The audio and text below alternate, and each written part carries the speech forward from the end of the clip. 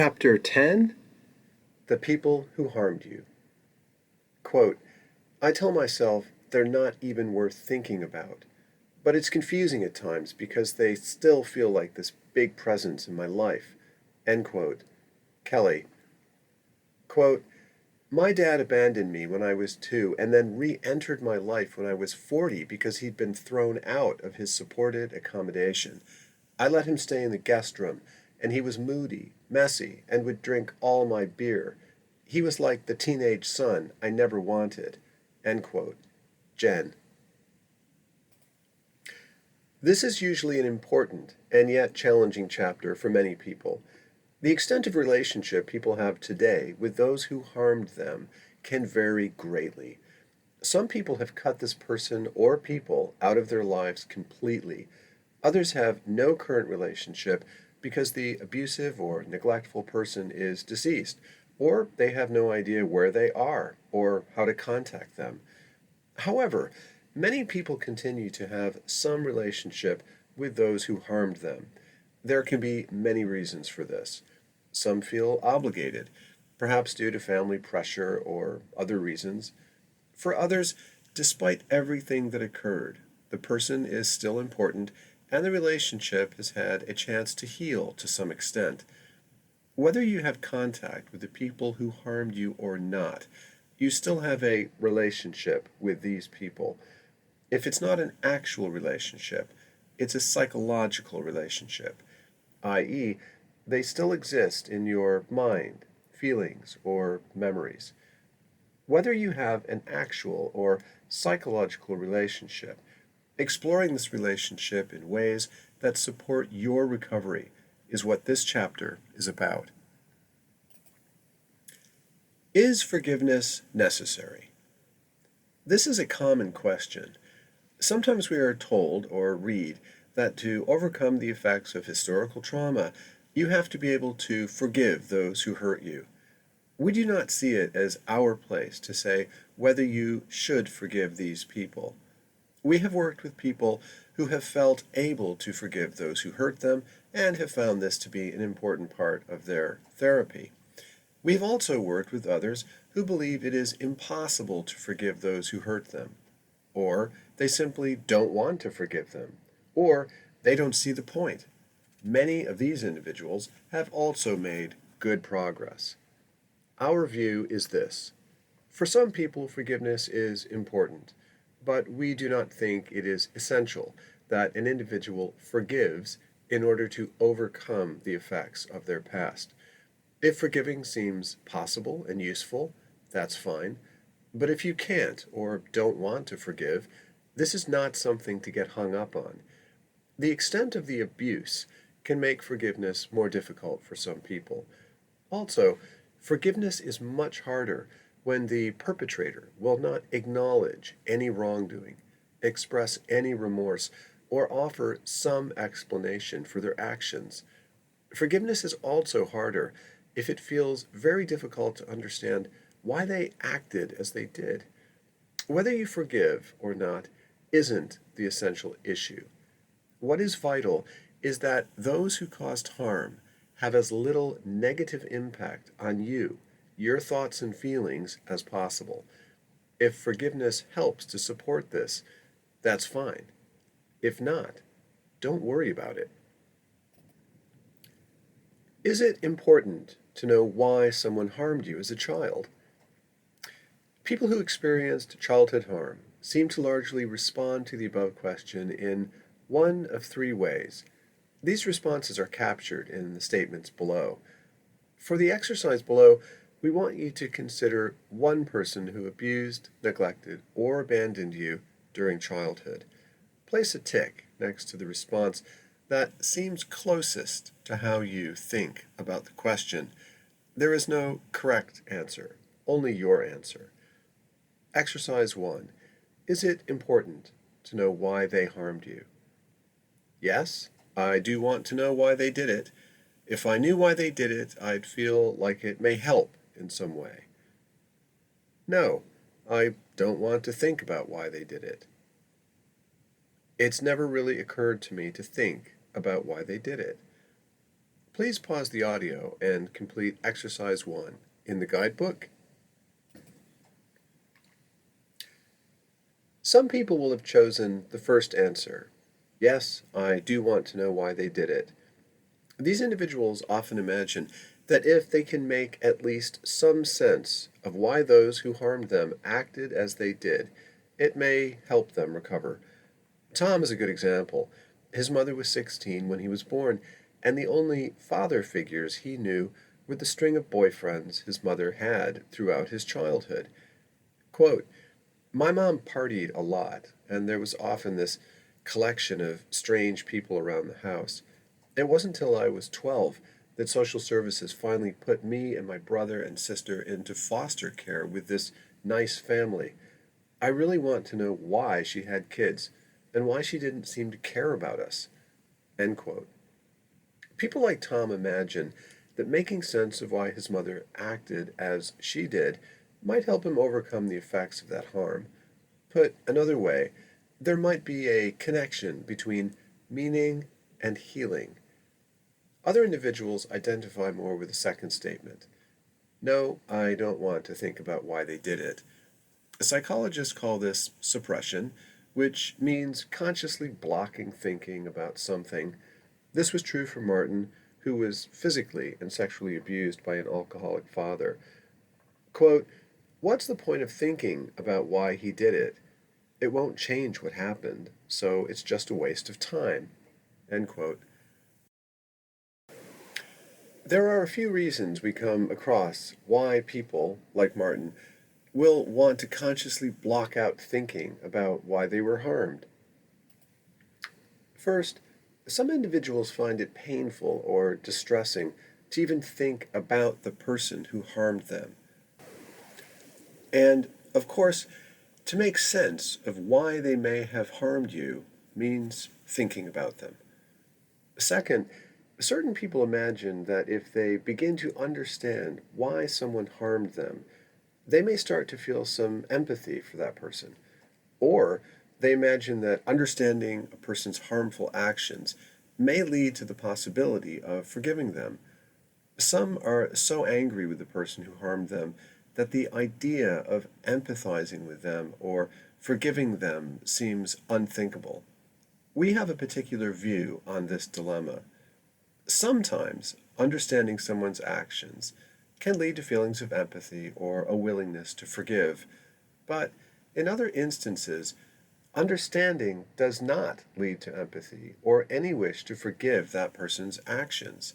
For some individuals, even with understanding, the actions of those who harmed them are beyond empathy or forgiveness.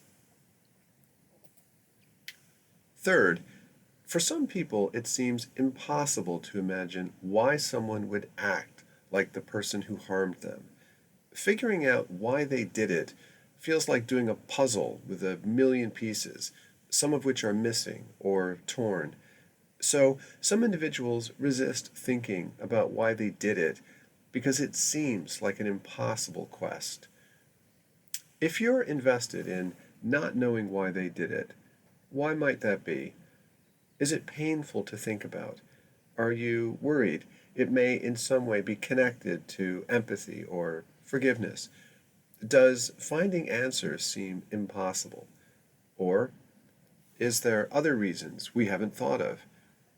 Lastly, some people can identify with the statement, "It's never really occurred to me to think about why they did it."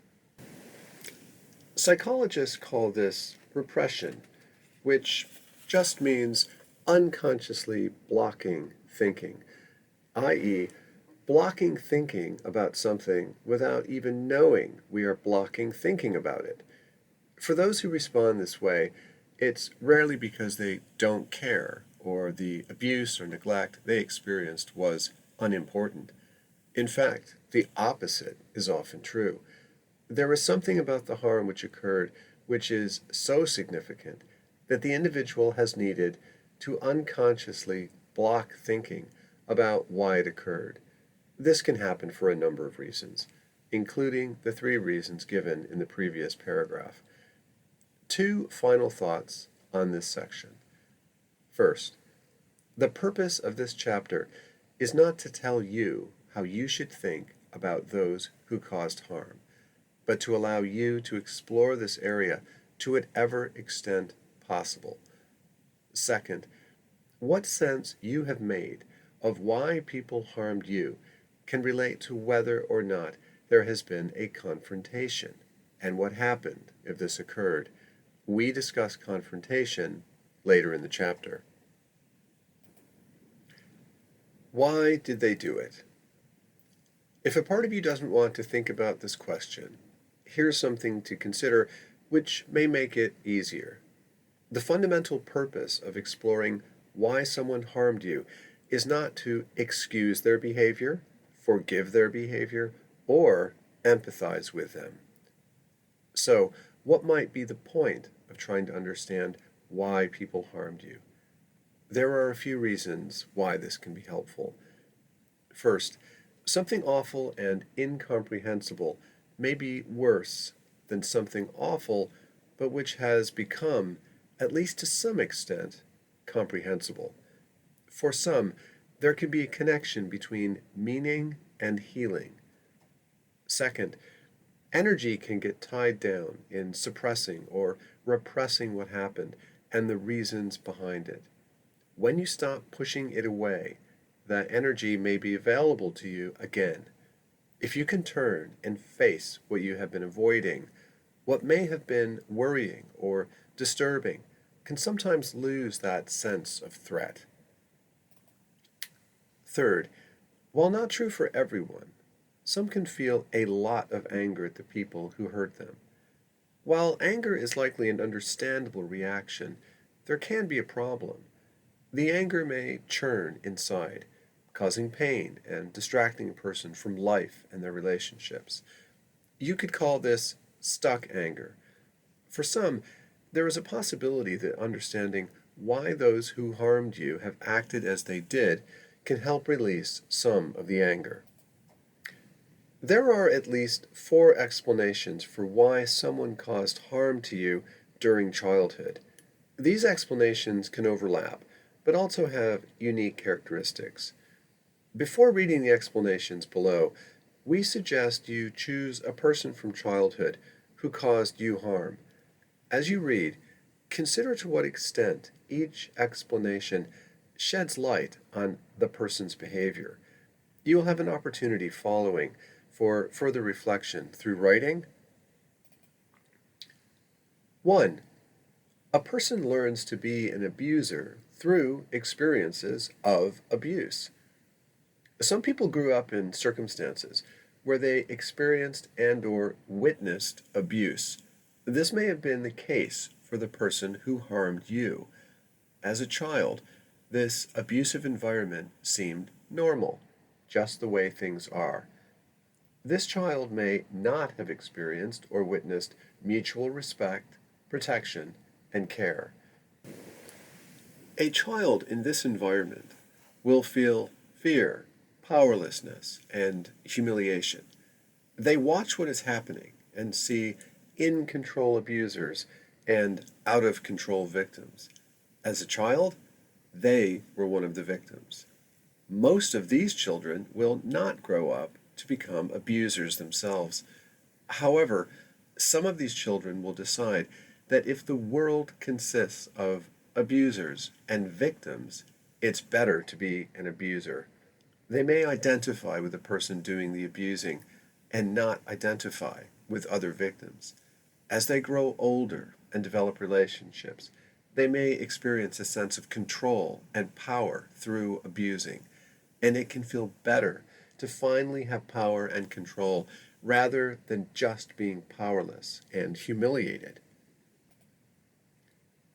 2. Abuse or neglect is related to significant mental health or medical issues. Some adults can be psychologically or medically unwell. They may have a significant problem, such as psychosis, bipolar disorder, or severe depression. They may have serious issues with drugs or alcohol addiction. They may have issues related to a diagnosed or undiagnosed brain injury, resulting in cognitive problems or poor impulse control. They may be involved with mental health services, and some spend time in psychiatric wards. When a person struggling with significant mental health problems reaches a certain point of exhaustion or frustration, they may lash out with abuse, though they often feel distressed or regretful concerning their behavior. If very unwell, these individuals may simply be incapable of caring for their children, and neglect or abandonment can result. 3. Abuse is a consequence of an empathy deficit. The vast majority of people are sensitive to others' pain or suffering. However, there are a small number of people who have little or no capacity for empathy. Some of these people not only lack empathy, but take pleasure in seeing others in pain, i.e., they are sadistic. A lack of empathy or sadism is associated with serious characterological problems such as narcissistic, antisocial, or sociopathic personality disorders. Unlike individuals from explanation number 2, these people may feel little distress or regret when they harm others. Is an empathy deficit the result of an individual's genetic makeup, or is it the result of their experiences? Research in this area is sparse, but there is at least one well-conducted study which followed twin and non-twin siblings over time. The results suggest that an individual's capacity to feel empathy is about 52 to 57% due to genetics, and a person's capacity to think in an empathetic way is about 27% related to genetics. It's a complex area, and even these figures are based on averages. In truth, we don't have an adequate understanding of why someone is significantly empathy deficit. In some instances, empathy deficit may result from serious and persistent historical abuse or empathy never having been shown or taught to someone. Alternatively, some people may be genetically predisposed toward extreme insensitivity. There are historical examples for both explanations. Hitler, Stalin, Mao Zedong, and Kim Jong-il all displayed serious empathy deficit and sadistic behavior. Hitler and Stalin were both physically abused by alcoholic fathers, whereas Mao Zedong and Kim Jong-il, as far as we know, did not experience significant childhood trauma. 4. The person is not developmentally ready to be a parent or lacks support. Reason number 4 may overlap with any of the first 3 explanations. Some parents, mothers or fathers, may have had children at a time when their developmental needs were not sufficiently met. In other words, they were not emotionally or socially ready to be parents. When they had children, they were a long way off in getting their basic needs met for safety, self-esteem, intimacy, or belonging. As any parent knows who has had to wake up several times in the night, put their social lives on hold, or remain calm while a baby is crying for hours, it's an exasperating and selfless task. It requires a great deal of emotional maturity. Having a baby when a person is young, in circumstances when there is little support from family or a partner, or where the parent's developmental needs are unmet, can all make it difficult to provide adequate care for a baby or child. Exercise 2. Reflection on why you were harmed. The above section suggests 4 possible reasons why you experienced abuse, neglect, or abandonment as a child. These explanations are: 1. A person learns to be an abuser through experiences of being abused.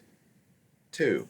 Abuse or neglect is related to significant mental health or medical issues.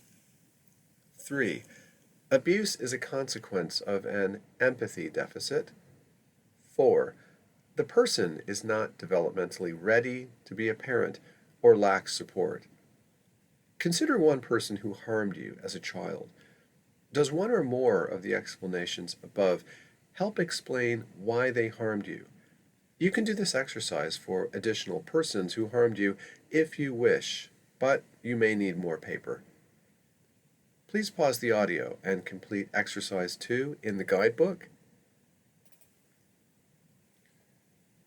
Did you ever confront someone who harmed you? Confrontation can happen in many ways, but it means asking someone who harmed you to explain why they acted as they did in the past. It usually means challenging this behavior, and it often includes explaining what you thought of it or how you experienced it. In whatever form, confrontation offers the person who harmed you an opportunity to explain themselves. It is not our role to suggest that you should or should not confront. This is a very personal and sometimes complex decision. Some individuals will have confronted those who abused or neglected them at a certain point. Others never have. We have known cases of confrontation which were calm and helpful, cases which were downright violent, and most cases falling somewhere between. Cynthia was emotionally neglected and abandoned by her mother.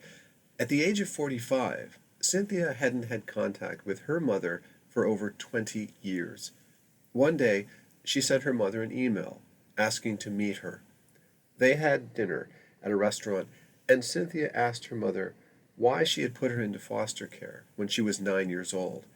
It was a difficult and emotional conversation, but it led to understanding and a restart of their relationship.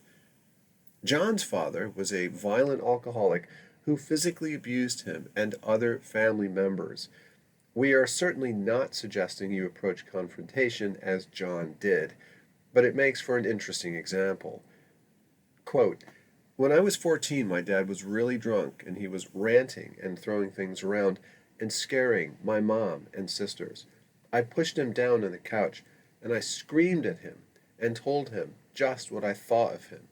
Every time he tried to get up, I just pushed him down again." End quote. Some individuals may express their anger about what they experienced indirectly. Rather than confronting directly and with words, the individual will act out the confrontation. Michelle had little contact with her biological mother and was emotionally abused and neglected by her stepmother. And her father never stepped in to protect her.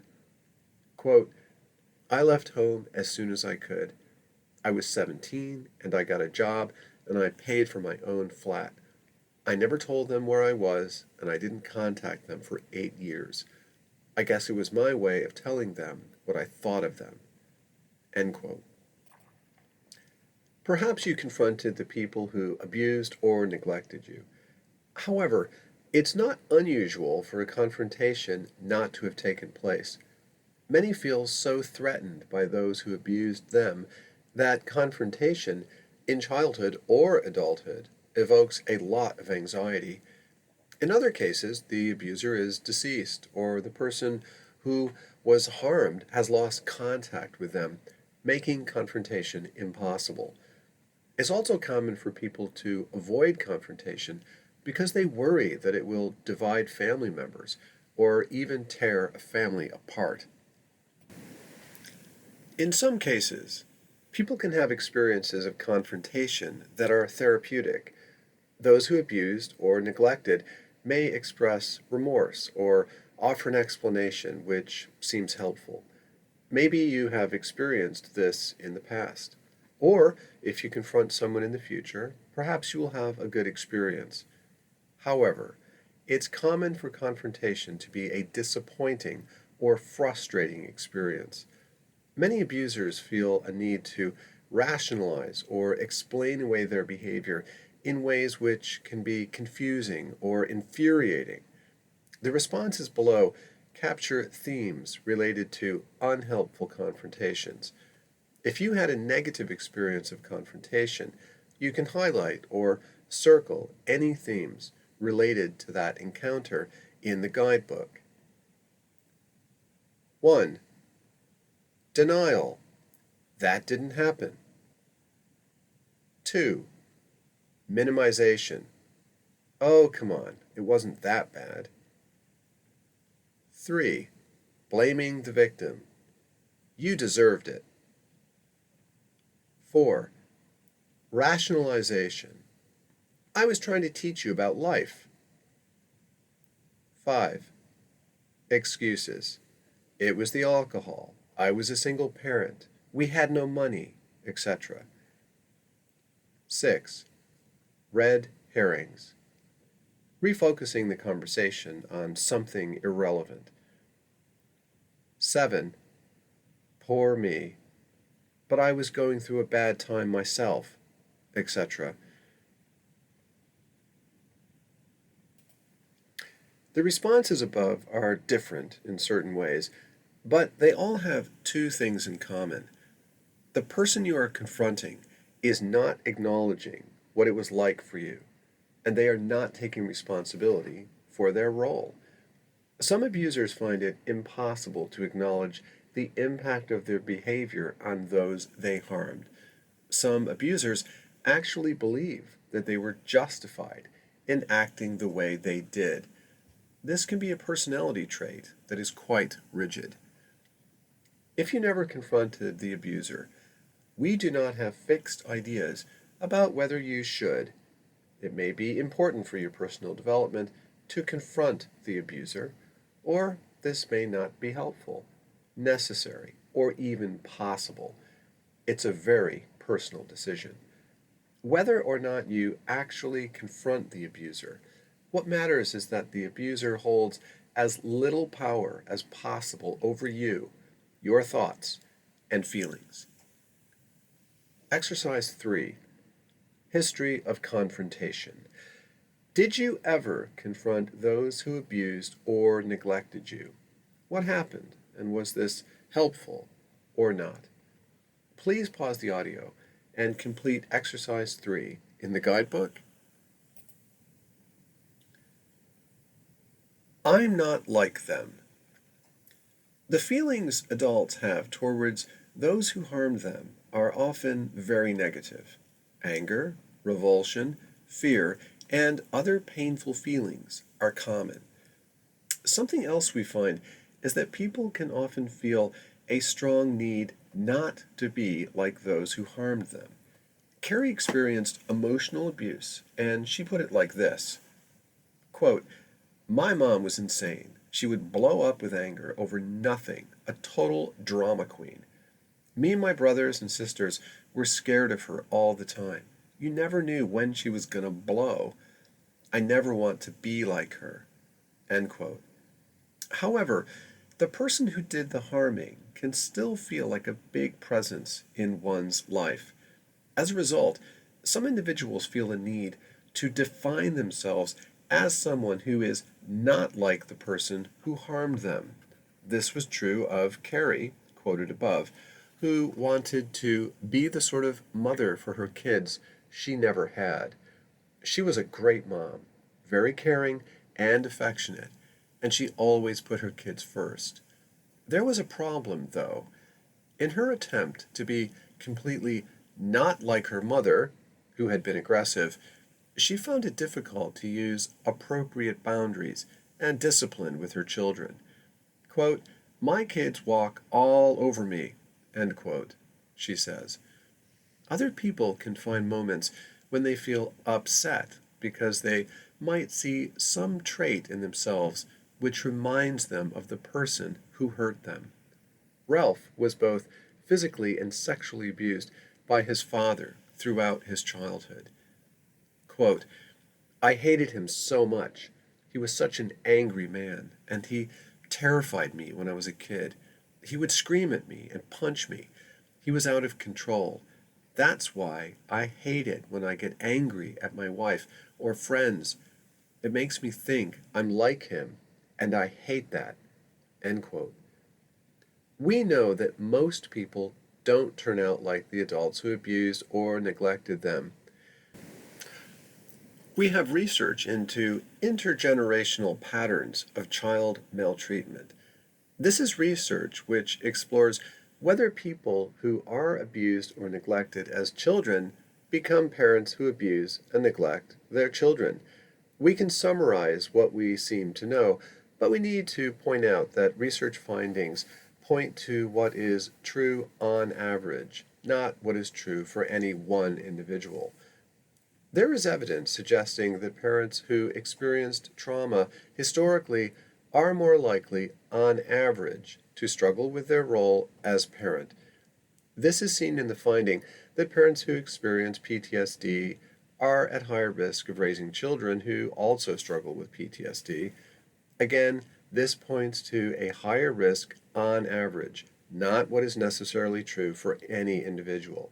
And it's important to keep in mind that the majority of people who were abused or neglected as children do not go on to abuse or neglect their children. The point being made here is that those who harmed you often cast a long shadow over your life today. This may mean you try very hard not to be like them. Like Carrie, this is a good idea, but it can also constrict you in some ways. Or some individuals get upset or even scared when they see traits in themselves which remind them of the people who hurt them, like Ralph. A part of overcoming the effects of historical trauma is learning to be yourself. This means reducing the presence of the abuser in your head and feelings. Exercise 4. Your letter to someone who harmed you. This exercise will help you clarify your thoughts and feelings towards someone who abused, neglected, or abandoned you. If there were several people who caused harm, it will be necessary to choose one of them. If you wish, you can write additional letters, though this is optional and you may need more paper. The purpose of writing this letter is simply to help you organize your thoughts and feelings towards a person who harmed you, to help bring these thoughts and feelings into conscious awareness. There is no expectation that you send the letter to this person. When a person confronts, how a person confronts, and whether a person confronts is a very personal matter. This exercise may trigger some strong feelings, such as anger or fear. If these feelings or impulses start to get overwhelming, you can take a break and look after yourself, e.g., distract yourself, talk to someone, or use the strategies you acquired in the section Preparing for a Safe and Productive Experience. You can write your letter on your own, or you can do it with someone you trust if that helps. Only you can write this letter to the person who hurt you, and you should do it on your terms. However, for many people, it can be important to consider 3 areas. 1. You may want to tell them how their behavior affected you when you were younger. 2. You may want to tell them how their behavior has affected your life. 3. You may not need or want anything from them, but if you do, you could indicate this as well. Please pause the audio and complete exercise 4 in the guidebook, and note that this ends the audio for the chapter on the people who harmed you.